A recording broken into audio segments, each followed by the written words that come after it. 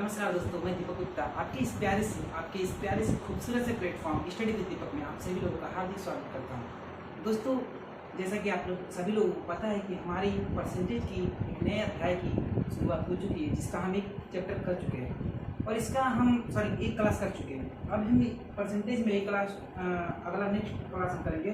और दोस्तों, पहले क्लास को अगर आपने बढ़िया तरीके से देखा होगा तो मैं इतना आशा जरूर कर सकता हूँ मैं कि आप बेसिक्स को जरूर समझ गए होंगे कि हाँ, किस प्रकार के परसेंटेज के मान को किस प्रकार से निकालते हैं। और मैं आप लोगों से इतनी उम्मीद जरूर कर रहा हूँ दोस्तों कि आप जो मैंने आपको फ्रैक्शंस के मान नोट कराए थे वो मान आपने याद कर लिए होंगे। तो दोस्तों, चलिए परसेंटेज की इस क्लास में आइए हम सीखते हैं कुछ नए कॉन्सेप्ट को कि किस प्रकार से करते हैं। जैसे दोस्तों, एक क्वेश्चन परसेंटेज का देखेंगे। अधिकतर कभी एग्जाम में काफ़ी पूछने को या फिर देखने को मिलता है दोस्तों कि आप देख रहे होंगे उसमें इस प्रकार से क्वेश्चन दिया रहता है दोस्तों कि यदि ए की धनराशि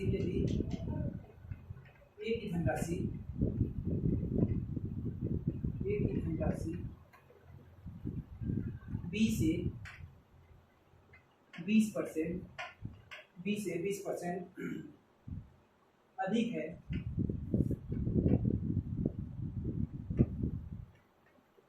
तो ए की धनराशि बी से 20% अधिक है तो बी की राशि ए से कितना परसेंट कम है, ए से कितना परसेंट कम है। दोस्तों, आज मैं जानबूझ के सवालों को पहले से नोट करके नहीं लाया हूँ, क्योंकि मैं आपको चीज़ें कुछ वजह इस वजह से मैं आपको जो है क्वेश्चन सामने देख रहा हूँ। तो दोस्तों, आइए इस तरह के सवालों को कैसे करते हैं।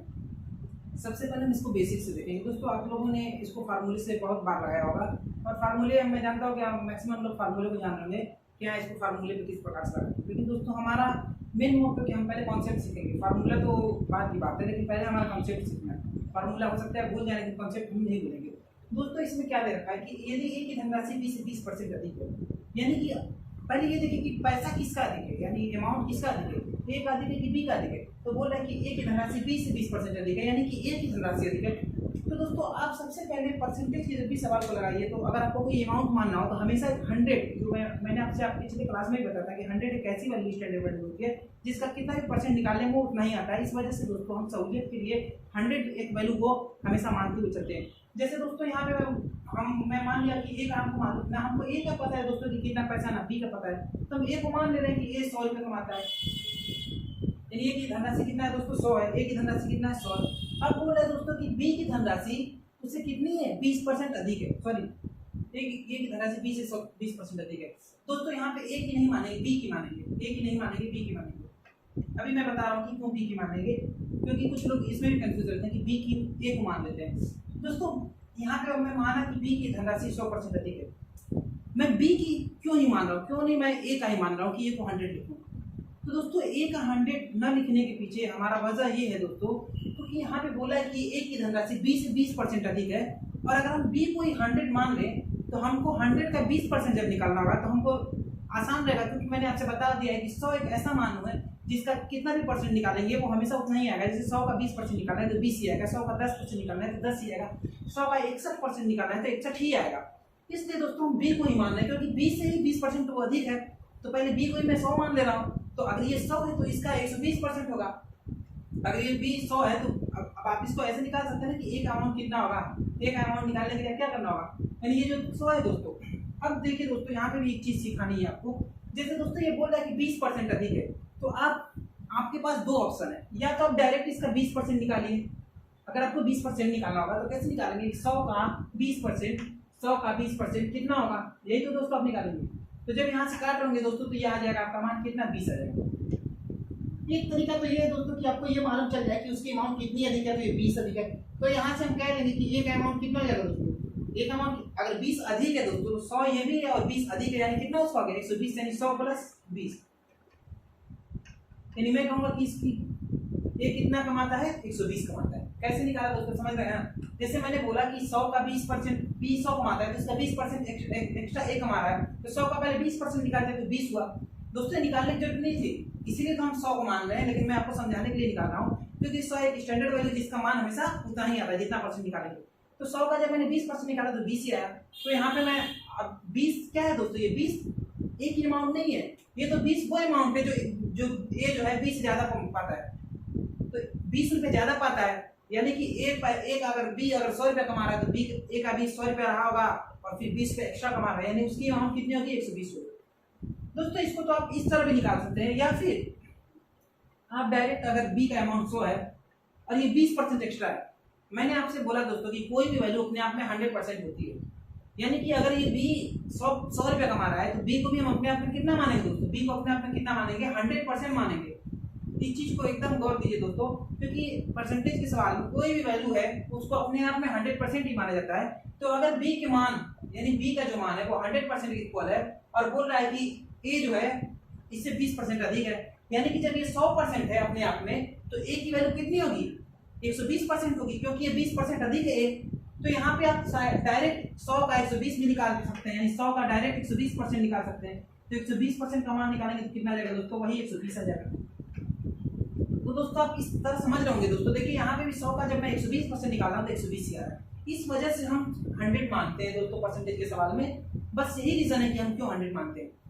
अब यहाँ पे हमको निकालने की जरूरत ही नहीं पड़ती, अगर 100 का हमको 120% निकालना है तो हम डायरेक्ट निकाल दें 120, हमको ये सब करने की जरूरत नहीं थी। लेकिन पहला सवाल है तो आपको समझाना भी हमारी जिम्मेदारी है, इसलिए मैं आप लोगों को इसको बेसिक तरीके से समझाते हुए चल रहा हूँ। अब देखिए दोस्तों, अब हमको ये मालूम चल गया कि बी का अमाउंट कितना है, यानी बी कमाता है 100 रुपया और ए कमाता है आपका कितना, 120 रुपया। अब ये बताइए दोस्तों, अब ये बताइए हमको कि किसका अमाउंट ज्यादा है, ए का ज्यादा है कि बी का ज्यादा है। तो आप निश्चित रूप से कह रहे हो कि ए का अमाउंट ज्यादा है, और सवाल ने ये पूछा है तो बी की राशि ए से कितना परसेंट कम है। तो जाहिर सी बात है दोस्तों कि ये बी की राशि क्या है, कम ही तो है, ए से कम है, तो वही पूछ रहा है कितना परसेंट कम है। तो दोस्तों इस वजह से मैंने आपके पहले पार्ट पे, भले ही मैंने बहुत ज्यादा क्वेश्चन नहीं कराया लेकिन आपको कॉन्सेप्ट को क्लियर करते हुए चला था।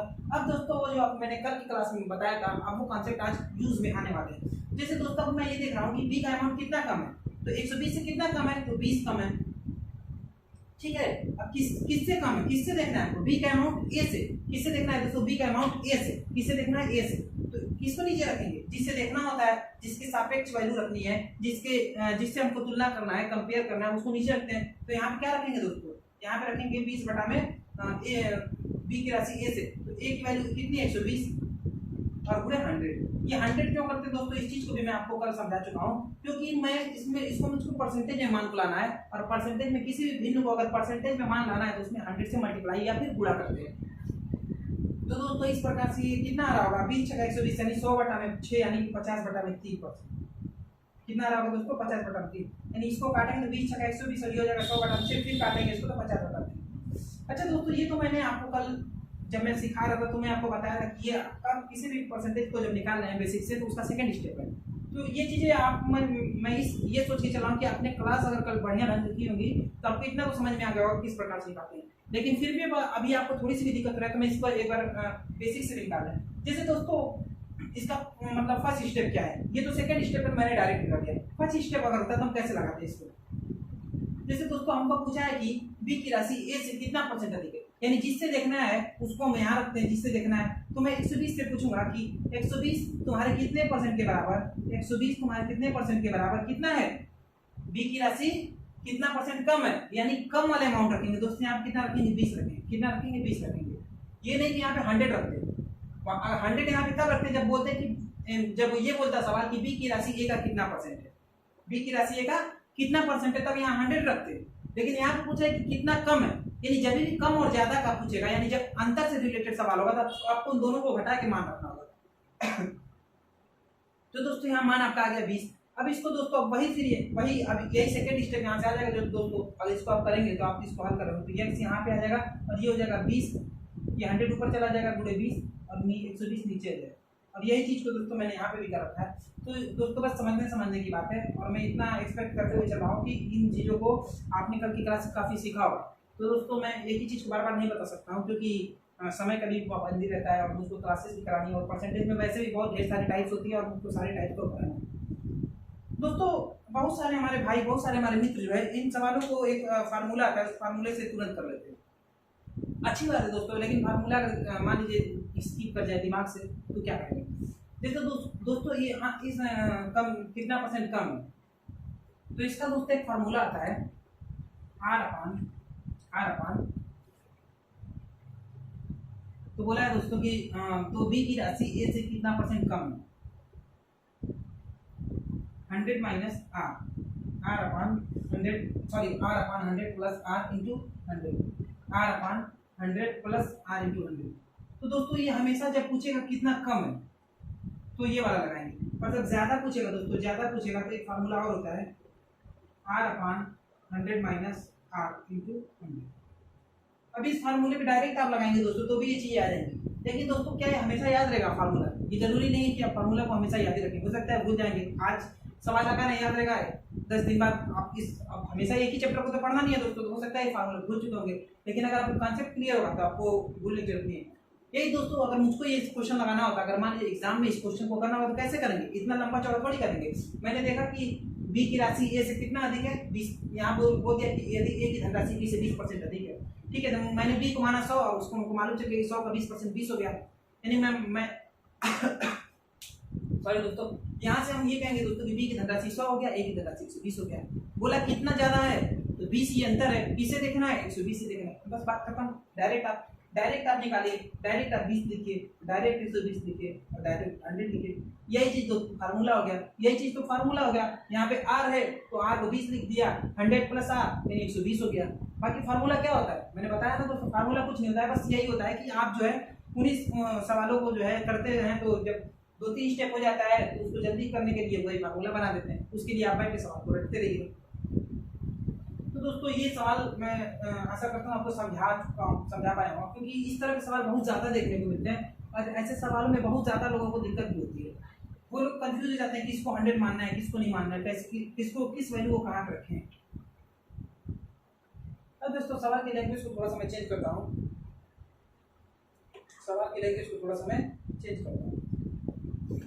यदि ए की धनराशि बी से 20% कम है, यदि ए की धनराशि बी से 20% कम, मैं यहाँ पे कम लिख रहा हूँ, ए की धनराशि बी से 20% कम है, तो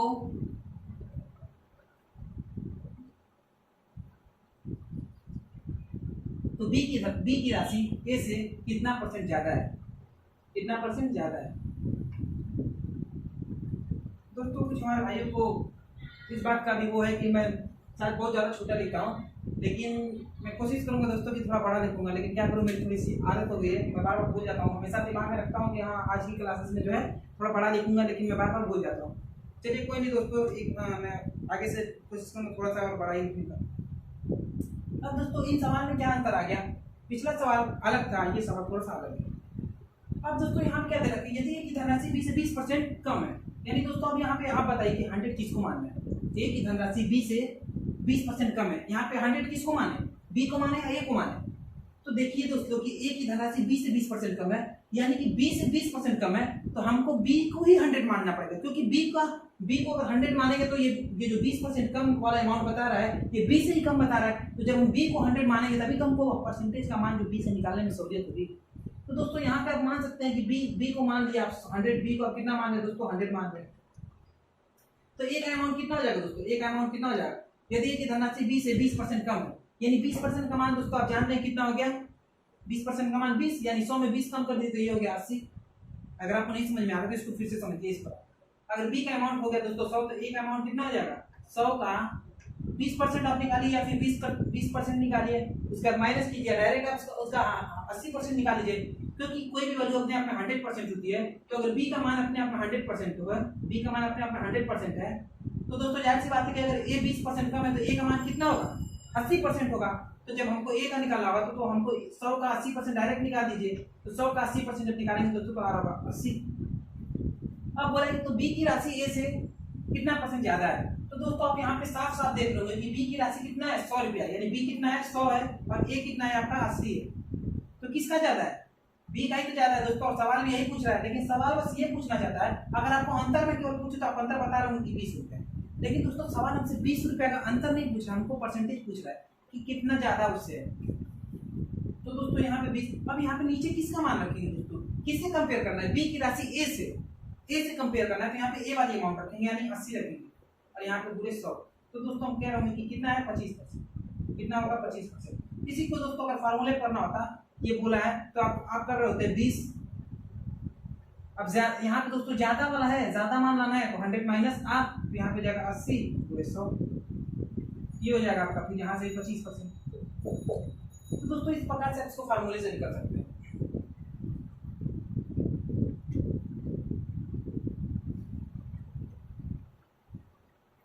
अब दोस्तों इसको मैं इस सवाल को मैं एक और तरीके से बता रहा हूँ, उसको भी आप एक बार देख लीजिए।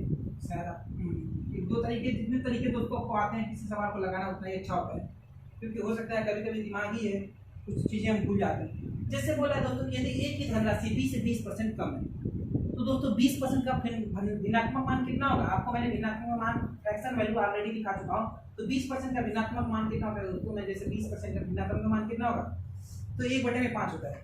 यानी दोस्तों अब 1/5।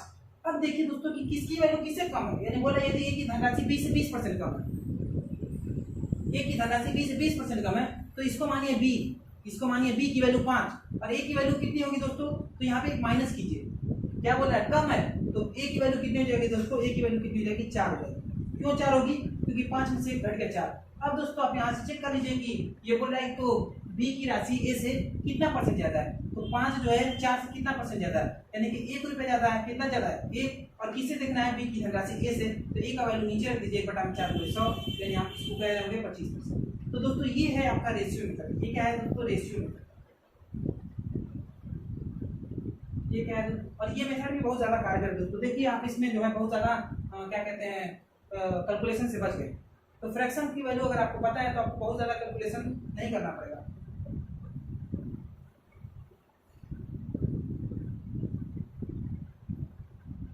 अब जैसे दोस्तों मैं यहाँ पे थोड़ा सा और एक आध क्वेश्चन और कर देता हूँ। यदि ए की धनराशि बी से 25%, ए की धनराशि बी से 25% कम है, तो बी की राशि ए से कितना परसेंट ज्यादा है?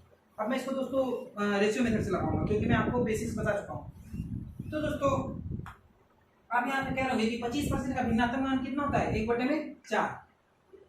तो दोस्तों अब बोला कि यदि ए की धनराशि बी से 25% कम है, यानी बी से 25% कम है, यानी कौन कम है? ए कम है। तो जाहिर सी बात है दोस्तों कि ऊपर वाले का मान ही ए से निकलेगा। जो ऊपर वाला मान है वो हमें उसी से ए का मान निकलेगा, क्योंकि कम बता रहा है। तो जो नीचे वाला है वो बी का हो गया दोस्तों, ये हो गया बी का, यानी बी हो गया 4। तो ए का मान कितना जाएगा दोस्तों? 1 नहीं होगा। मैंने आपको ऑलरेडी कल बता दिया था कि आप माइनस कीजिए आप उतना, यानी 4 में से जब 1 माइनस करेंगे दोस्तों तो ए का मान कितना हो गया? 3 हो गया। ए का मान कितना हो गया? 3 हो गया। अब पूछ रहा है तो बी की राशि ए से कितना परसेंट ज्यादा है, यानी कि ए से कितना ज्यादा है? 1। और किससे पूछ रहा है दोस्तों? ए से ही पूछ रहा है। बी की राशि ए से कितना परसेंट ज्यादा है, यहाँ पे किसका मान रखेंगे? 3 से। 3 पूरे 100, यानी हम ये कह रहे हैं दोस्तों। अब देखिए दोस्तों, जब अगर आपको 1/3 है, 1/3 अगर आपको फ्रैक्शन वैल्यू आपको पता है, जैसा कि मैंने आपको बता चुका है, तो आपको यहाँ पे हमको मालूम है कि 1/3 को इसमें 100 से मल्टीप्लाई हम कर रहे हैं। क्यों कर रहे हैं? क्योंकि आपको परसेंटेज में मान निकालना है। तो अगर आपको भिन्नात्मक मान मालूम होगा दोस्तों, तो आप डायरेक्ट कह देंगे कि 1/3 जो है किसका मान है? 33 सही, 1/3% का मान, तो आपको डायरेक्ट आंसर देंगे। यानी तो दोस्तों इसमें फिर 100 से इसमें मल्टीप्लाई करेंगे, फिर काटेंगे तो 33 1/3 आएगा। इस वजह से मैं बोल रहा हूँ दोस्तों कि भिन्नात्मक मान क्यों इतना ज्यादा जरूरी है। इस तरह से दोस्तों आप इन सवालों को बहुत ही आसानी से फ्रैक्शन मेथड, अगर फ्रैक्शन की वैल्यू आपको आती है तो बहुत ही आसानी से इसको कर सकते हैं। तो दोस्तों आपको एक ये बहुत ही बेहतरीन कॉन्सेप्ट को मैं क्लियर कर चुका हूँ। इसके साथ चलिए दोस्तों एक और कॉन्सेप्ट को मैं आपको बताता हूँ। देख लेना एक बार उससे रिलेटेड कोई क्वेश्चन मेरे पास है कि नहीं।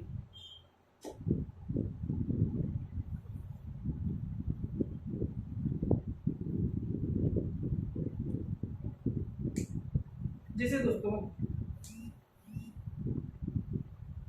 एक ये क्वेश्चन है कि सेब का मूल्य 40 रुपये प्रति केजी से घटकर 30 रुपया केजी हो गया। सेब का मूल्य, सेब का मूल्य 40 रुपये से प्रति केजी से घटकर 30 रुपया प्रति केजी हो गया।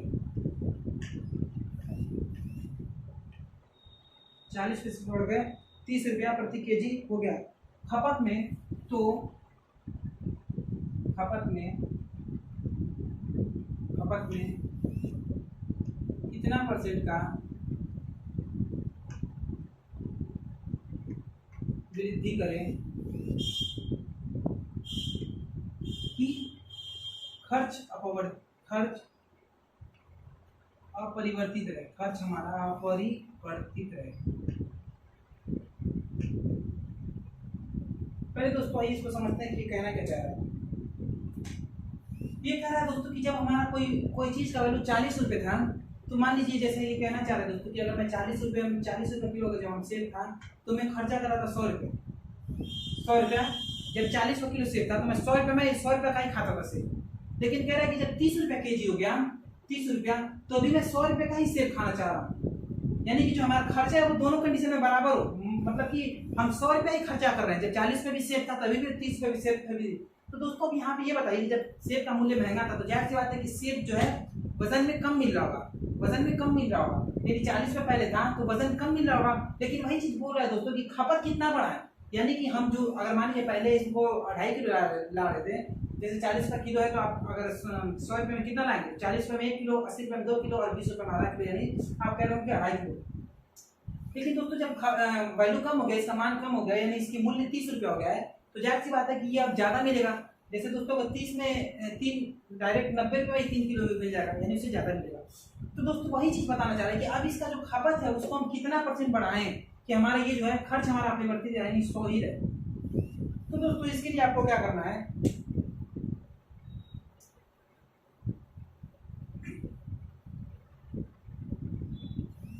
जैसे दोस्तों बोल रहा है कि सेब का मूल्य 40 रुपये केजी से घट के 30 रुपया प्रति केजी हो गया।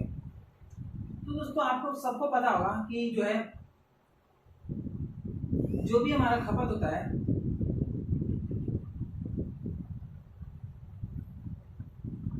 जो भी हमारा खपत होता है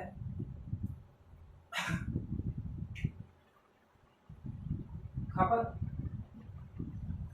अगर उसमें हम खपत में मूल्य से गुणा कर दें तो हमारा क्या निकल के आता है दोस्तों, खर्चा निकल के आता है। क्या निकल के आता है, खर्चा निकल के। यानी पहले बोला दोस्तों कि पहले खपत हमारा 40 रुपये था, अब खपत हमारा कितना होगा, पहले हमारा मूल्य 40 रुपये था, अब हमारा मूल्य कितना हो गया दोस्तों, 30 रुपया हो गया। पहले हमारा मूल्य 40 रुपये था, अब हमारा मूल्य 30 रुपया हो गया। दोस्तों इसके पहले मुझे आपको एक और क्वेश्चन समझाना चाहिए था, चलिए कोई बात नहीं, इसको दोस्तों क्वेश्चन यहीं स्किप कीजिए। मैं इसके पहले एक और क्वेश्चन बताना चाहता हूँ, एक बार मैं देख रहा हूँ क्वेश्चन, तो शायद आपको बताने में, इस क्वेश्चन को समझने में ज़्यादा आसानी होगी।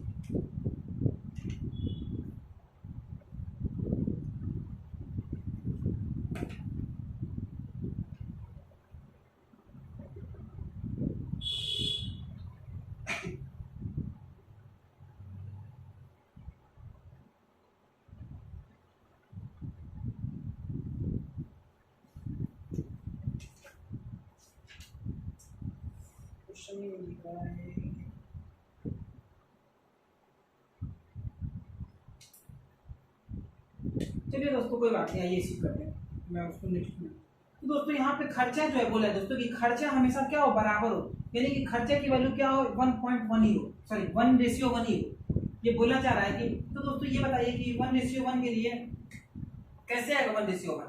तो जब दोस्तों अब हमको मालूम है कि खपत में जब मूल्य का गुणा करते हैं तो हमारा खर्चा होता है। जैसे दोस्तों मैं बोल रहा हूँ कि अगर कोई चीज़ का वैल्यू 40 रुपये किलो है और मैं अगर 1 किलो ला रहा हूँ, तो जब इसमें गुणा करूँगा तो ये हमारा 40 का क्या होगा, मैं अपने पाकिट से दे रहा हूँ, यानी कि खपत पूरे मूल्य बराबर खर्चा। तो जब दोस्तों 40 हमारा मूल्य है से कितना हो गया, 40 से 30 रुपया हो गया, 40 से कितना हो गया दोस्तों, 30 रुपये हो गया, 40 से कितना हो गया, 30 रुपये हो गया। तो बोला कि हमारा खर्चा क्या हो, 1:1 ही में है। तो दोस्तों जाहिर सी बात है यहाँ पे आपको किससे गुणा करना होगा, 30 से करना होगा, यहाँ 40 से गुणा करना होगा, क्योंकि जब हम इसमें मल्टीप्लाई करेंगे तो ये भी 120 आ जाएगा और ये भी 120 आ जाएगा, ये भी 120 आ जाएगा और ये भी 120 आ जाएगा। तो इस प्रकार से दोस्तों जब हम रेशियो निकाल लेंगे तो 1.1 का आ जाएगा। इस चीज़ को दोस्तों आप मैं ऐसा कर समझ रहोगे, क्योंकि दोस्तों जब हमको यहाँ पे 1.1 का ही रेशियो लाना है, बार बार पॉइंट बोल रहा हूँ दोस्तों, 1:1 का ही मतलब लाना है, तो इसके लिए क्या करना होगा दोस्तों कि दोनों को इस प्रकार से गुणा करना होगा कि क्या है, मान जो है कट के 1:1 ही है, तो जाहिर सी बात है दोस्तों इसको अपोजिट में मल्टीप्लाई कर दीजिए। तो दोस्तों अभी मैं यहाँ पे देख रहा हूँ, हम देख रहे हैं यहाँ पे दोस्तों कि हमारा जो है खपत को जो है, पहले हमारा खपत कितना था 30 था, अब कितना हो गया 40 हो गया। पहले खपत हमारा 30 था, अब कितना हो गया 40, यानी कि हमारा खपत कितना बढ़ा है 10 रुपया, 10 बढ़ा है। किस पे बढ़ा है दोस्तों, किस पे बढ़ा है, पुरानी वैल्यू से ही बढ़ा है दोस्तों, तो किसको नीचे रखेंगे 30 को रखेंगे, अब पूरे 100, यानी हम यहाँ से कह रहे हैं कि हमारा मान कितना जाएगा दोस्तों 100/3 यानी कि 33 सही 1/3%। कितना आ रहा है दोस्तों 33 सही 1/3%। तो दोस्तों इस तरह से ऐसे सवालों को करते हैं। और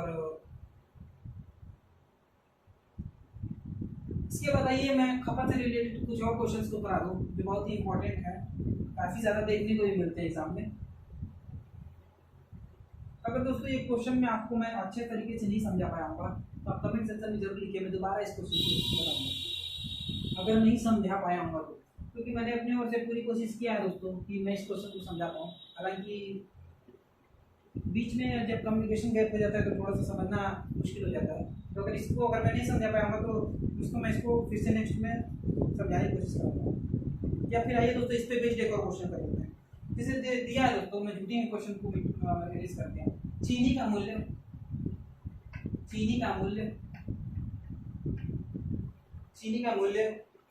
20 चीनी के मूल्य में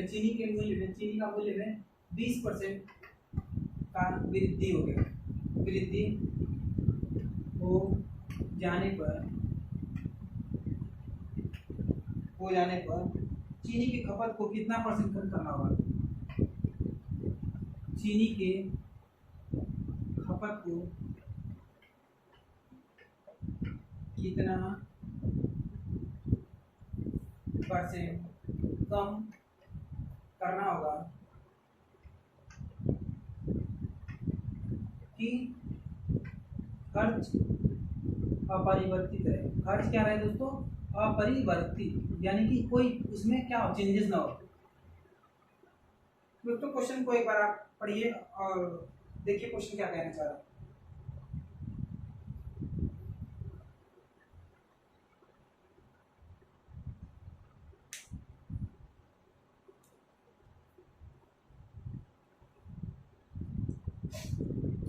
तो दोस्तों आशा करता हूँ आप इस क्वेश्चन को पढ़ लिए होंगे। ये भी क्वेश्चन दोस्तों वैसे ही है, अब इसको किस प्रकार से करेंगे, जिससे बोल रहा है दोस्तों कि चीनी का मूल्य में 20% की वृद्धि होगी। अब दोस्तों हम आपसे बता चुके हैं कि इस चीज़ को हमेशा याद रखिए, कि मूल्य जो होता है उसमें जब खपत से गुणा करते हैं, मूल्य इंटू खपत इसको क्या देता है दोस्तों, हमको खर्चा देता है। क्या देता है दोस्तों, माफ कीजिएगा दोस्तों, खर्चा देता है। तो यहाँ बोला है दोस्तों कि चीनी का मूल्य में 20% की वृद्धि हो गई। 20% का भिन्नात्मक मान कितना होता है दोस्तों, आपको मैं इस सब चीज को पहले ही याद रखूँ। यानी दोस्तों हम ये कहेंगे कि हमारी पुरानी वैल्यू कितनी थी 5 थी, पुरानी वैल्यू कितनी थी 5 थी, लेकिन 5 से बढ़ के कितना हो गया, 5 से बढ़ के कितना हो गया दोस्तों, 5 से बढ़ के वो कितना हो गया, यहाँ पे बोला है ना वृद्धि हुई है, तो वृद्धि को मतलब ऊपर वाले को ऐड करेंगे, यानी मैं बोलूंगा कि 5 से कितना हो गया 6 हो गया, 5 से कितना हो गया 6 हो गया। तो दोस्तों अब बोला है कि खर्चा परिवर्तित रहनी 1:1 का मान है, यानी दोस्तों 1:1 का मान लाने के लिए हमको क्या करना पड़ेगा कि दोनों का जो है गुणनफल करने पे मान बराबर आना चाहिए। तो इसके लिए हमको क्या करना पड़ेगा दोस्तों, आप इनका जो है उल्टा मल्टीप्लाई कर दीजिए, यानी यहाँ 6 कर दीजिए, यहाँ 5 कर दीजिए। तो जब ये मल्टीप्लाई होगा दोस्तों ये 30 आएगा और ये भी 30 आएगा, तो जब इसको हम काट लेंगे दोस्तों रेशियो हमारा ये आ जाएगा। तो दोस्तों मैं देख रहा हूँ कि खपत हमारा 6 से क्या करना पड़ा, 5 करना पड़ा, 6 से क्या करना पड़ा, 5 करना पड़ा। तो दोस्तों यह पूछ रहा है कि कितना % कम करना पड़ेगा, तो मैं देख रहा हूँ कि पहले 6 था 5 कर रहे हैं, जाहिर सी बात है हम कम कर रहे हैं, तो कितना कम कर रहे हैं, 1 कम कर रहे हैं, कितने कर रहे हैं 6 पे कर रहे हैं। तो हमारा परसेंटेज का मान कितना आ जाएगा दोस्तों 50/3%, 50/3%, 50/3%। अब दोस्तों इसको भी आप जो है वो जो मैं अभी फार्मूला बताया था दोस्तों, इसके पहले यहाँ पे जो 2 फार्मूला रखा था उस फार्मूले पे भी आप इसको डायरेक्टली लगा सकते हैं, लेकिन दोस्तों हमको पहले सीखना है कॉन्सेप्ट। हालांकि ये दोस्तों रेशियो मेथड से मैंने आपको बताया, लेकिन ये भी आपका कंसेप्ट के साथ ही बताया हूँ, ऐसा नहीं है कि मैं आपको कोई फार्मूला रखवा रहा हूँ। आपको इतना तो मालूम होना चाहिए दोस्तों कि मूल्य में जब खपत से मल्टीप्लाई करेंगे तो हमारे सामने क्या क्या प्राप्त होता है दोस्तों, खर्चा प्राप्त होता है। क्या प्राप्त होता है, खर्चा प्राप्त होता है। अब दोस्तों एक बहुत ही अच्छा क्वेश्चन मैं आपके सामने रख रहा हूँ, बहुत ही अच्छा क्वेश्चन मैं आपके सामने रख रहा हूँ। इस क्वेश्चन को कृपया ध्यान से देखिए।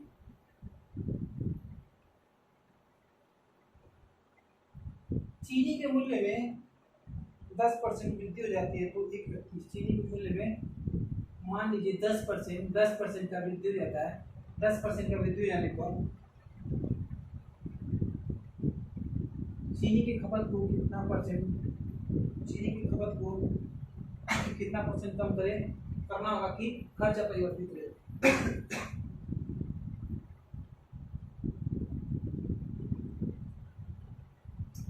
चीनी के मूल्य में 10% की वृद्धि हो जाने पर चीनी की खपत को कितना परसेंट कम करना होगा कि कितना परसेंट कम करना होगा कि एक व्यक्ति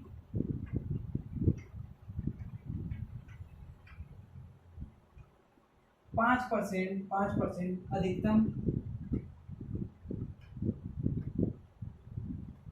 अधिकतम व्यय को सहन कर सके।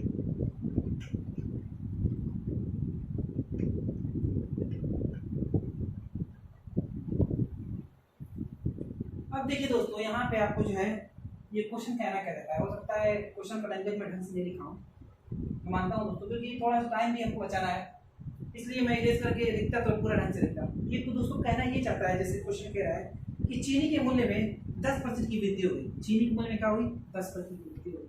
तो बोला दोस्तों कि खपत को जो व्यक्ति है वो अपने खर्चे को केवल 5% ही मतलब एक्स्ट्रा बर्डन वो ले सकता है, यानी एक्स्ट्रा खर्च को वहन कर सकता है, उससे ज़्यादा नहीं कर सकता है। तो अब बताइए कि उसकी चीनी की मतलब जो खपत है उसको कितना कम करना होगा।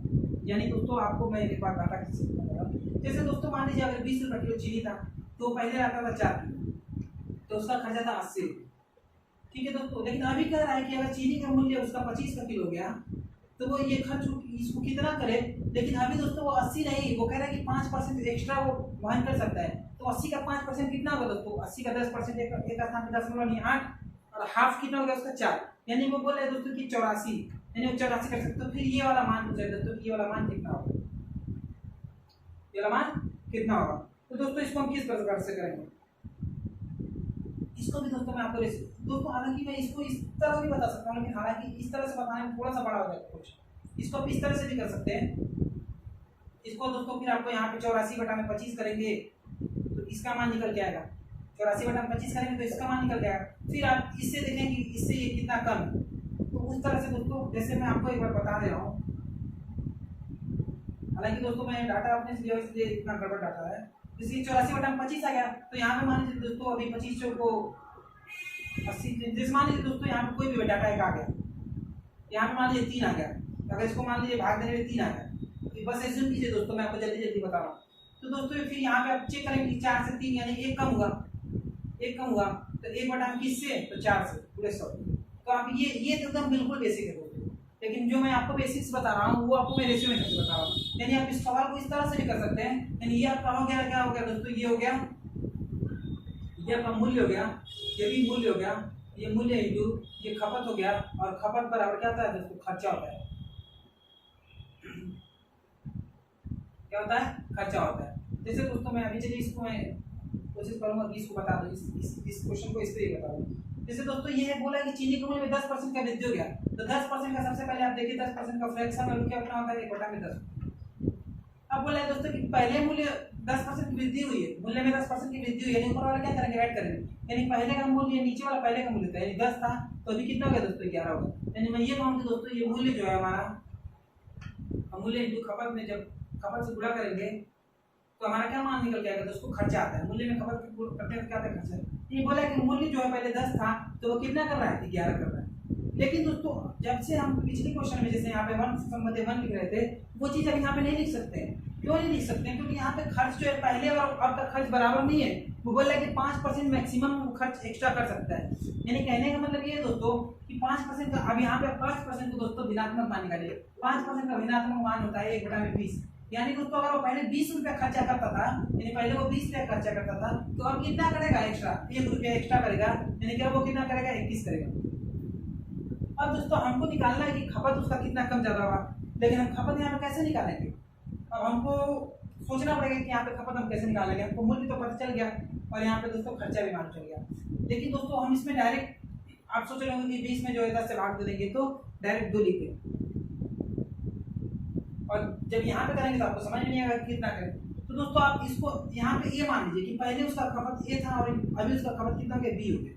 पहले उसका खपत ए था, अभी उसका खपत कितना के बी हो गया। तो दोस्तों जब मूल्य में खपत की गुणा करते हैं, यानी 10 में गुणे ए करेंगे तो आपका मान कितना आ रहा है, 20 आना चाहिए। और बटा में दोस्तों ये करेंगे आप 11 गुणे बी बराबर कितना आ जाएगा दोस्तों, बटा में 21 आएगा। इस चीज को समझ रहे हो दोस्तों, 10 गुणे में ए कर रहा हूं तो बराबर 20 लिख रहा हूं, बटे में 11 गुणे बी बराबर 21 कर रहा हूं। तो जब यहां से ए और बी का मान निकालेंगे दोस्तों तो आपका कैसे निकलेगा, यानी 10 से काट रहा हूं तो हो जाएगा 2, यानी दोस्तों अब ये हो जाएगा, ये 11 ऊपर चला जाएगा। तो आप इसको यहाँ पे कह रहे होंगे, आप इसको यहाँ पे कह रहे होंगे दोस्तों कि a upon b equal to ये 11 यहाँ 2 से मल्टीप्लाई क्या बना देगा, 22 बना देगा, और यहाँ b कितना है, 21 बना देगा। यानी दोस्तों आप ये कह रहे होंगे कि a का मान कितना आ गया, 22 हो गया। a का मान कितना हो गया दोस्तों, a का मान कितना हो गया, 22 हो गया, और b का मान कितना हो गया दोस्तों, 21 हो गया। यानी पहले उसका खपत 22 था, तो अभी उसको खपत कितना करना पड़ेगा, 21 करना पड़ेगा। लेकिन दोस्तों हमको ये अंतर तो 1 रुपया मालूम चल रहा है, लेकिन हमको 1 नहीं निकालना है, हमको परसेंटेज में मान निकालना है। तो दोस्तों कितने का अंतर है, 1 का। कितने से किससे दे करेंगे, नीचे वाले को वही रखते हैं, 22 गुणे 100। यानी दोस्तों आप इसको कह रहे हो कितना होगा दोस्तों, 50 बटा में 11, 50 बटा में 11%। तो दोस्तों इस चीज को हम ये क्वेश्चन भी काफी ज्यादा देखने को एग्जाम में मिलते हैं, तो इस क्वेश्चन पे आप जरूर ढंग से वर्क कीजिए कि इससे सवाल को कैसे करते हैं। हालांकि दोस्तों इसके भी फार्मूले आते हैं, आप वही जो फार्मूला मैंने बताया था उस फार्मूले पे भी इसको आप आराम से लगा सकते हैं। जैसे दोस्तों इसकी फार्मूले की मैं बात करूं तो जैसे मैं आपको बताया था एक फार्मूला दोस्तों, r अपान 100 प्लस r, और एक बताया था दोस्तों r अपान 100 माइनस r। अब दोस्तों मैं आपको फार्मूले पे बताऊं दोस्तों, तो आपको ये फार्मूला पहले तो रखना पड़ेगा। पहले तो ये फार्मूला नहीं याद होगा, फार्मूला याद होगा तब तो ये भी याद करना पड़ेगा किसमें प्लस रहेगा और किसमें माइनस रहेगा। हालांकि चलिए मैं इसको भी आपको एक तरीका बता देता हूँ दोस्तों। जब भी बोलेगा कि खपत को क्या करना है, खपत को क्या करना है, बढ़ाना है, खपत को क्या करना है, बढ़ाना है, तो हमेशा उसमें माइनस लगेगा, हमेशा नीचे वाले में क्या होगा, माइनस लगेगा। क्यों माइनस लगेगा दोस्तों, मैं उस चीज को मतलब एक ट्रिक के माध्यम से आपको समझा रहा हूँ, ये चीज आप शायद कभी भूलेंगे नहीं। अगर आपको फार्मूला ही इस तरह बेसिक नहीं समझ में आ रहा है, फार्मूला से ही लगाना चाहते हैं, तो आपको मैं इसलिए फार्मूला, जिससे दोस्तों अगर खपत को बढ़ाने की बात करें, यानी बोल दिया कि मूल्य जो है, मूल्य क्या हो गया, घट गया, तो खपत कितना बढ़ाएं, तो जब खपत बढ़ाना होगा तो हमेशा माइनस होगा। तो माइनस क्यों होगा दोस्तों, क्योंकि दोस्तों आप जानते होंगे जैसे कोई फ्रैक्शन है, जैसे मान लीजिए कोई 10 बटे में अगर 5 है, 10 बटे में 5 एक वैल्यू है 10 बटे में 2। तो ये बताइए दोस्तों कि जब हमको खपत बढ़ाना है, तो जाहिर सी बात है कि खपत बढ़ाना है तो ऊपर के मान हमारा क्या आना चाहिए, ज़्यादा आना चाहिए, ज़्यादा तो आना चाहिए। तो जब खपत का मान बढ़ाना है तो जब 10 में 5 से भाग देंगे दोस्तों तो आएगा 2, और यहाँ पे देंगे तो कितना आएगा 5। यानी आप ये चीज देख रहे होंगे दोस्तों कि जब मैं नीचे बड़ी मान से पूरा करूंगा, जब मैं भाग दूंगा नीचे बड़ी मान से, तो हमारा मान छोटा आएगा, लेकिन हमको खपत को बढ़ाना है, यानी मान को हमारा बड़ा लाना है, इसलिए दोस्तों नीचे का मान छोटा रखना है। तो छोटा रखने के लिए क्या करना पड़ेगा दोस्तों, 100 में से माइनस करना पड़ेगा, छोटा रखने के लिए क्या करना पड़ेगा, माइनस करना पड़ेगा। तो इस तरह से दोस्तों आप इस फार्मूले को कभी भूलेंगे नहीं। अगर खपत को ज्यादा है उसको कम करना है, तो कम करना है तो क्या होगा दोस्तों, नीचे का मान बढ़ा दीजिए, नीचे का मान बढ़ाना है तो आप दिमाग पे जो डालेंगे, बढ़ाना है तो क्या करना होगा, प्लस करना होगा, यानी कि 100 तो है ही है, उसमें बढ़ाना उसको एक्स्ट्रा कर दीजिए ताकि मान छोटा आ जाए। तो इस तरह से फार्मूले को याद कर सकते हैं, तो इस फार्मूले पे डायरेक्ट कर सकते हैं। हालांकि ये जो दोनों फार्मूला है वहां पे काम देगा दोस्तों, जब यहाँ पे बोले कि जो है वो अपने मतलब खर्च को पूर्ववर्ती रखना चाहता है, यानी कि पहले जितना ही रखना चाहता है, ये नहीं बोलेगा कि 5% तक एक्स्ट्रा बढ़ा सकता है, तो आप इस फार्मूले को लगा सकते हैं। अगर वो बोलेगा कि 5% तक एक्स्ट्रा बढ़ा सकता है, तो आपको दोस्तों क्या करना होगा, आपको एक और नया फार्मूला, तब आपको क्या करना होगा दोस्तों कि आर जो ऊपर है उसमें से दोस्तों क्या करना पड़ेगा, जो इसको क्या मैं यूनिट करता हूँ, चलिए इसको बाई कर देता हूँ, R minus Y upon 100 minus R करना पड़ेगा, 100 प्लस आर करना पड़ेगा। ये दोस्तों इस ये जो मैं आपको क्वेश्चन कर रहा हूँ, इस क्वेश्चन पे ये फार्मूला लगेगा। तो दोस्तों जैसे अब यहाँ पे बोल रहा है कि हमारा आर कितना है, तो आर हमारा 10 है। कितना है दोस्तों, मैं इसको यहाँ पे समझा रहा हूँ, आर हमारा 10 है। लेकिन वो बोल रहा है कि 5% का अधिकतम जो है वह सहन कर सकता है, यानी वाई का मान यही है दोस्तों, जितना अधिकतम सहन कर सकता है 5 बटे में ये 100 प्लस आर की वैल्यू कितने लेंगे, 10 लेंगे, यानी इसको हम 110 कर सकते हैं और ये हो जाएगा आपका 100, यानी ये हो जाएगा दोस्तों 5 बटा में 110 गुणे 100, यानी कि अब इसको काट रहा हूँ दोस्तों, 1 0 से 1 0 गया और ये फिर हो जाएगा दोस्तों 50 बटा में 11%। तो दोस्तों यही बात है कि अगर आप फार्मूला रटेंगे तो कितना फार्मूला रटेंगे, कब तक रटेंगे फार्मूले को। अभी देखिए कि मैं 4 क्वेश्चन आपको कराया हूँ, चारों क्वेश्चन में दोस्तों 4 फार्मूला लग गए, 4 क्वेश्चन में 4 फार्मूला। अभी यहाँ पे माइनस करना भी पड़ेगा, एक क्वेश्चन जब इसका अपोजिट आएगा तो माइनस करेंगे, यानी 4 क्वेश्चन में 4 फार्मूला लग गया। लेकिन अगर मैं आपका कॉन्सेप्ट क्लियर है तो आपको एक भी फार्मूला रटने की जरूरत नहीं है, आप डायरेक्ट लगा सकते हैं, कोई फार्मूला की जरूरत ही नहीं। तो दोस्तों इस प्रकार से आप जो है इस चीज़ को समझ पा रहे होंगे कि कैसे हम इस सवाल को करते हैं।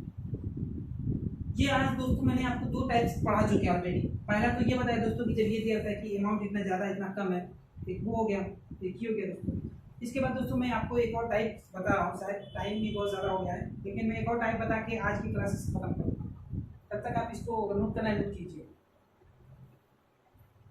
दोस्तों अभी तक आप इस सवाल को नोट कर चुके होंगे, इसको भी नोट करना होगा।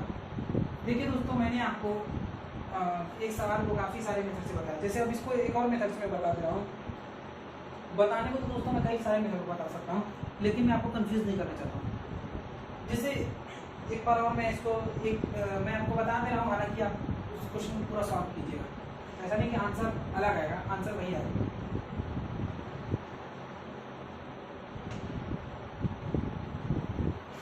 जैसे दोस्तों बोल रहा है कि चीनी का मूल्य 10% का वृद्धि हो जाने पर 10% का चीनी मूल्य वृद्धि हो गया,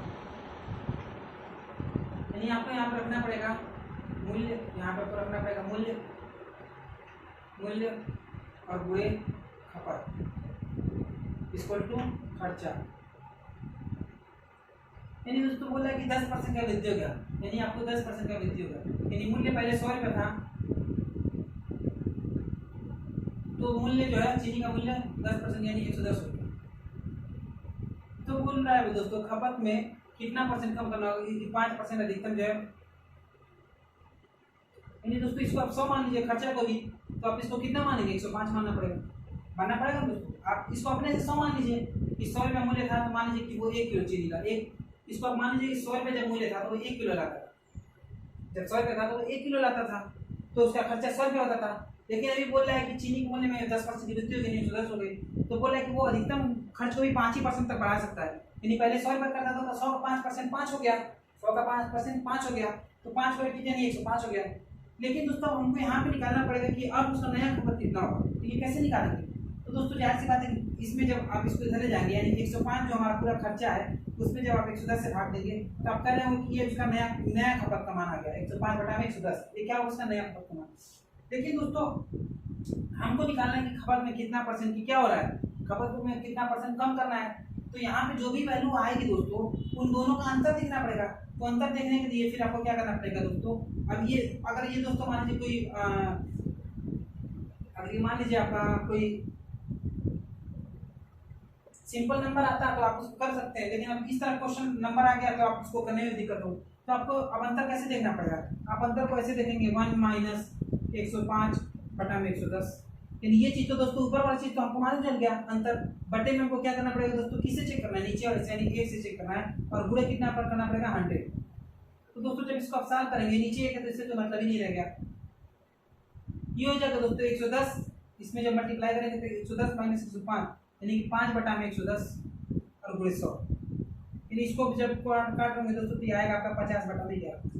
तो दोस्तों एक ही सवाल को मैंने आपको कितने तरीके से बताया, 3 तरीके से आपको बता चुका हूँ। अभी मैं इस क्वेश्चन को 1-2 और तरीके से बता सकता हूँ, लेकिन एक क्वेश्चन को कितनी बार बताऊँ, समय को भी देखना है। तो दोस्तों मैं आशा करता हूँ कि इसको मैं आपको समझा चुका हूँ। लेकिन दोस्तों इस प्रकार के सवाल में मैं आपको सजेस्ट करूँ कि आप रेशियो मेथड जो मैं अभी बताया था उस मेथड को जरूर अप्लाई करें, वो सबसे बेस्ट और कारगर तरीका है। दोस्तों मेरा स्वास्थ्य भी काफ़ी दिनों से बहुत ज़्यादा खराब चल रहा है, लेकिन फिर भी मैं क्लासेस को काफ़ी दिन से कुछ रह के बंद हो जाता है क्लासेस। तो दोस्तों मैं भी सोचता हूँ कि रेगुलर बेसिस पे क्लासेस देता रहूँ, लेकिन हो नहीं पा रहा है। कोई ना कोई रीज़न, कोई ना कोई इशू आ ही रहता है। लेकिन दोस्तों इस वजह से मैं सोच रहा था कि नहीं, काफ़ी दिन क्लासेस बंद है तो अब थोड़ा सा जल्दी जल्दी कुछ क्लासेस को दिया जाए। इस वजह से दोस्तों मेरा स्वास्थ्य पूरी तरीके से स्वस्थ नहीं हूँ, फिर भी मैं आप लोगों के लिए क्लासेस अरेंज कर रहा हूँ। इस चीज़ को आप ज़रूर फील कर रहा हूँ, क्योंकि मैं हमेशा की तरह उतना एनर्जेटिक नहीं आ दिख रहा हूँ। लेकिन दोस्तों आप मेरे सवाल में समझाने के तरीके में कोई बहुत ज़्यादा परिवर्तन नहीं रहा होगा। आपको अलग बात है कि मेरी आज की बोलने की भाषा में बहुत ज़्यादा एनर्जी नहीं दिख रहा होगा। तो आइए दोस्तों, इसके बाद हम जो है ये दो टाइप्स तो हो गए।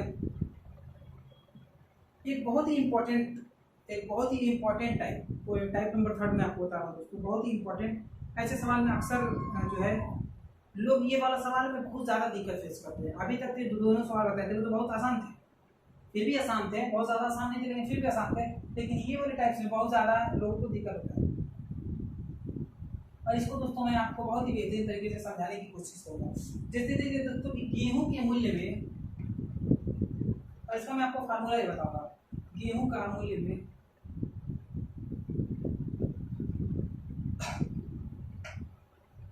गेहूं के मूल्य में 20% कमी होने के कारण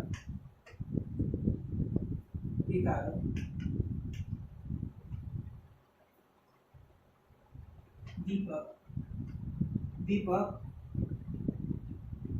320 रुपए में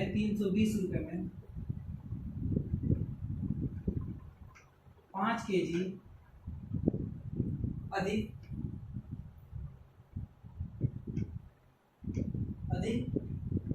गेहूं 5 kg अधिक गेहूं खरीद सकता है।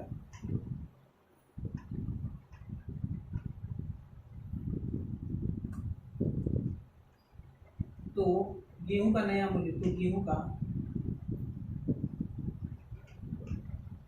मूल्य, क्या होगा?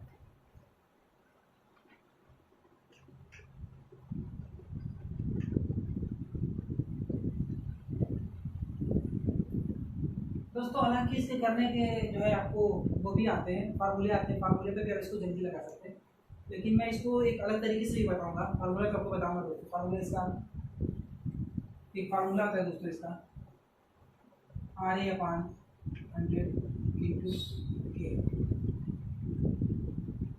RA/100 इंटू के, RA/100 मल्टीप्लाई 100 होगा सर, दिमाग पे याद आ रहा है। हाँ 100 होगा। अभी इसको मैं लगाता तो बता ही दूंगा कि 100 रहता है कि नहीं रहता, 100 रहता है कि नहीं रहता।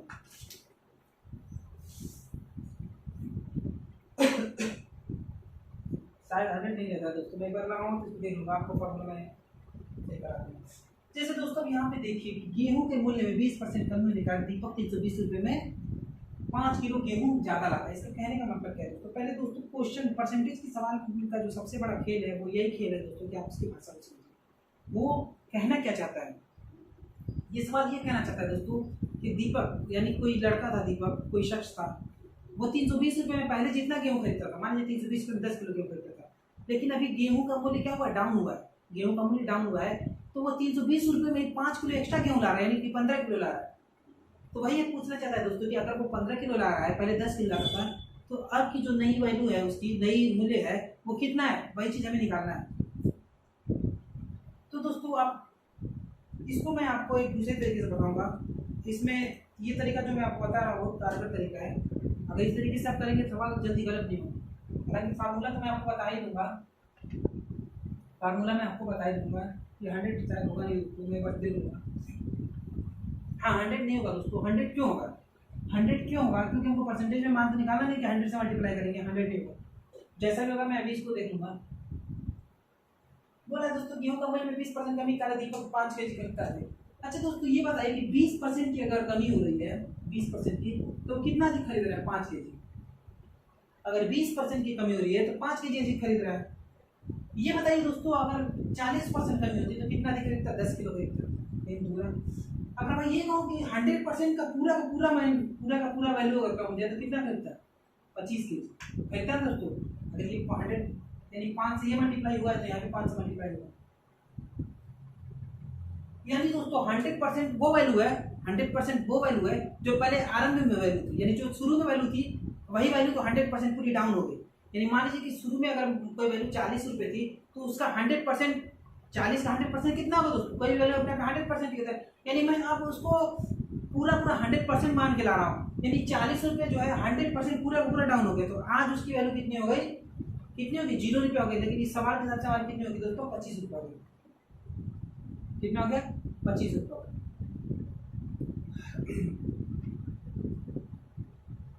तो दोस्तों यहाँ पे आपको ये देखिए 20% अगर कमी हो रही है तो 5 किलो एक्स्ट्रा चावल मिल रहा है। तो आपको नया वैल्यू जब भी निकालना हो दोस्तों तो आप उसको 100% तक ले जाइए। यानी 20% है तो 5 के जी मिल रहा है। यानी अगर 100% पूरा वैल्यू डाउन हो गया तो कितना मिलेगा? 25 के जी। यानी अब यहाँ से दोस्तों आप नया वैल्यू निकाल सकते हैं कि अगर मान लीजिए 320 रुपये में अब कितना वो खरीदेगा? अब कितना करेगा? 25 रुपये। 25 के जी कर देगा, सॉरी 25 के जी कर देगा। पहले वो खरीद रहा था 5 के जी, तो अब कर देगा 25 के जी। सॉरी, पहले का हमको मान मालूम नहीं है, अभी वो कितना खरीद रहा है? 25 के जी वर्तमान में। तो उसका मान कितना हो जाएगा दोस्तों? 25 से कम है 25 से कम है 25, 25 5 30 32 70 हो गया, 25 7 32 70 हो गया। तो ये हो गया दोस्तों 25 दुना के 50। तो अब हो गया 50, 25 दुना 50, 20 बचा हो जाएगा दोस्तों 25 हो जाएगा, यानी हो जाएगा दोस्तों 12.1। कितना हो जाएगा दोस्तों? 12.1। अब दोस्तों अगर इसी सवाल में ये चीज़ पूछे कि उसका ये दोस्तों क्या है? ये वर्तमान वैल्यू है, वर्तमान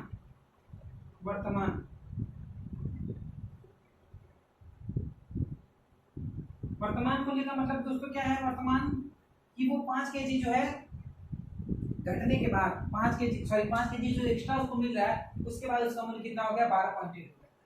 अगर दोस्तों यही मैं आपसे पूछता हूँ कि उसका शुरू का मूल्य कितना था, यानी ये तो 12.8 दोस्तों अभी की वैल्यू। अगर मुझको शुरू का मूल्य पूछना होगा तो ध्यान से दोस्तों कि अभी अगर वो 25 के जी लाता है, अभी वो 25 के जी ला रहा है, वर्तमान में उसको 25 के जी मिल रहा है, तो 25 के जी कम मिल रहा है जब उसको 5 के जी जो है चावल अधिक मिलता है, सॉरी 5 किलो गेहूं उसको अधिक मिल रहा है। यानी उसको शुरू में कितना गेहूं मिलता होगा? 25 के जी की जगह कितना मिलता होगा? 25 तो आज मिल रहा है जब 5 के जी ज़्यादा मिल रहा है। शुरू में कितना मिलता होगा? तो 5 के जी कम, यानी कि 20 के जी मिलता होगा उसको। तो जब हमको नया पुराना वैल्यू निकालना होगा दोस्तों 320 बटा में 20 करेंगे। ये 20 कहाँ से आएगा दोस्तों? 25 माइनस 5 20। जब इसको काट लेंगे तो नीचे कहेंगे पुराना वैल्यू हमारा कितना हो गया? 70 और नया वैल्यू 1200। अब दोस्तों ये इसको हम इस फार्मूले से निकालते हैं। फार्मूले से जब दोस्तों हम कर रहे होंगे तो यहाँ पे आर का मान कितना हो गया दोस्तों? 20। ए का मान क्या हो गया दोस्तों? अमाउंट, यानी कितना खर्चा कर रहा है, यानी कि कितना कर रहा है दोस्तों? 320 रुपये बटा में 100 क्या है दोस्तों? अच्छा 100 तो 100 से मल्टीप्लाई करना है इंटू के क्या है दोस्तों कि 5 से जो है 5 से क्या है दोस्तों? 5 से जो है कितना केजी एक्स्ट्रा ला रहा है? तो यह है दोस्तों आपका 5 केजी। अब जब इसको दोस्तों भाग दे रहे तो ये कट गया, ये हो गया दोस्तों 64 बटे में 5, 64 बटे में 5, 64 बटे में 5। तो ये दोस्तों आपका जब भाग देंगे ये आ जाएगा दोस्तों 12.8। क्या हो जाएगा दोस्तों? 12.8। आप एक बार भाग देख देखिएगा, 12 बचे 60, 40 बचे 4 बच गया 0 के 40, 12 5 बटे 40, यानी 12.8। यानी इस फार्मूले से RA/100 इंटू ये फार्मूले से आप निकाल सकते हैं दोस्तों। अब दोस्तों जब हमको ये दोस्तों ये फार्मूला कब लगेगा? ये फार्मूला, यही तो बात है दोस्तों, फार्मूले में आपको हर चीज रखना है नया वैल्यू के लिए। अगर हमको पुराना वैल्यू निकालना है दोस्तों तो उसका फार्मूला क्या हो जाएगा? वो जाएगा दोस्तों RA/100 minus R into Q। तो दोस्तों जैसा कि आपने देख रहे होंगे कि मैंने अभी तक जितने भी क्वेश्चन कराए हर क्वेश्चन के अलग अलग फार्मूले। पहले तो सबसे बड़ी दिक्कत है कि आप इन फार्मूलों को याद कीजिए। उसके बाद दूसरी दिक्कत ये है कि आप इन फार्मूलों को याद करने के बाद ये भी याद कीजिए कि कहाँ प्लस होगा कहाँ माइनस होगा, कहाँ R ऐड करना है कहाँ R ऐड नहीं करना है, इन सारी भी चीज़ों को। तो इससे बढ़िया दोस्तों क्यों नहीं हम बेसिक्स को पहले सीख लें। ठीक है, अगर मुझे फार्मूला आएगा तो मैं फार्मूले से क्वेश्चन को जल्दी लगा दूँ, लेकिन अगर दिमाग में हमारे हिट नहीं कर रहा होगा एग्जाम के टाइम तो हम क्या करेंगे? इस क्वेश्चन स्किप करना पड़ेगा, इससे बढ़िया कि आप कॉन्सेप्ट को भी सीखते चलिए। तो दोस्तों अभी आपको फिर यहाँ पे जैसे इस मान से मैं निकाल के दिखाता हूँ, प्रूव करता हूँ ये। जैसे दोस्तों आर का मान कितना हो गया, आर का मान है दोस्तों 10%, आर का मान सॉरी 20%, ये कितना हो गया आपका 320, और 100 माइनस आर यानी कितना हो जाएगा, 100 में से 20 घटाएंगे तो 80 है, और गुणे 5, इसको जब काटोगे तो 20 को 80, और 4 25 ये हो गया 20, और 20 में या इसको मैं काट ही दे रहा हूँ, 4/32 हो गया 80, यहाँ से दोस्तों 16 कितना हो गया 16/25, ये दोस्तों मैं गलती कर दिया हूँ, ये क्या 16 कितना हो गया दोस्तों 16, 32 में जब भाग देंगे कितना आएगा दोस्तों 16। यानी दोस्तों आज आपको मैंने जो 3 कॉन्सेप्ट बताए हैं, तीनों बेहद ही इम्पोर्टेंट, मैं बोलूँ कि एग्जाम में बहुत डायरेक्टली इनसे क्वेश्चन देखने को मिलते हैं। और इन दोनों क्वेश्चन को मैं आपको बेसिक से बताया, रेशियो मेथड से बताया, और 3 मेथड से बताया। मैं ऐसा कर रहा हूँ दोस्तों कि मैं आपकी इन तीनों कॉन्सेप्ट को समझाने में सफल हो पाऊँगा।